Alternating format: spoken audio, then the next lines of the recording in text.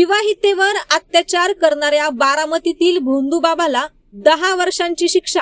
घरातील लोकांचे आजारपण दूर करण्यासह पैशांचा पाऊस पाडण्याच्या आमिषाने विवाहितेवर अत्याचार केल्याबद्दल भोंदूबाबा महादेवनाथ बाबा उर्फ ज्ञानदेव तुकाराम कांबळे वय 42 राहणार शिरसुफळ तालुका बारामती जिल्हा पुणे यास 10 वर्ष सक्त मजुरी आणि 38,000 रुपये दंडाची शिक्षा सुनावली।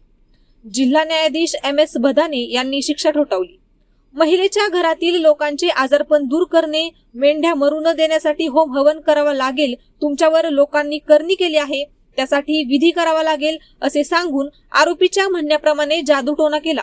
महिला सतत आजारी पडत असल्याने तिला बरे करण्यासाठी एक पूजा करावी लागेल, त्यासाठी आरोपी व पीडिता यांचे एकमेकांच्या गळ्यात हार व मंगळसूत्र घातलेले फोटो लागतील। त्यासाठी लग्नासारखा विधी करून फोटो काढून ते पूजा करण्यासाठी सडा वाघापूर येथील देवीसमोर ठेवावे लागतील। त्यानंतर पैशाचा पाऊस पडेल असे सांगून पीडितेच्या वडिलांकडून 55,000 रुपये स्वीकारून आर्थिक शोषण व फसवणूक केली। आरोपीने पीडितेसोबत पूजेसाठी काढलेल्या फोटोचा गैरवापर करून अत्याचार केला। पीडितेने पारनेर पोलीस ठाण्यात दिलेल्या फिर्यादीवरून महाराष्ट्र नरबळी आणि इतर अमानुष अनिष्ट व अघोरी प्रकार व जादूटोणा यांना प्रतिबंध करण्याकरिता व त्यांचे समूळ उच्चाटनाकरिता अधिनियम 2013 तसेच भारतीय दंड संहितेनुसार गुन्हा दाखल करण्यात आला।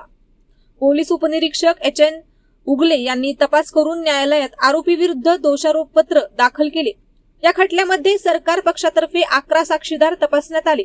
पीडिता, तिचे वडील, पंचसाक्षीदार, तपासी अधिकारी तसेच वैद्यकीय अधिकारी यांची साक्ष महत्वाची ठरली। जिल्हा सरकारी वकील सतीश पाटील यांच्या मार्गदर्शनाखाली अतिरिक्त सरकारी अभियोक्ता अनिल ढगे यांनी काम सरकारतर्फे काम पाहिले।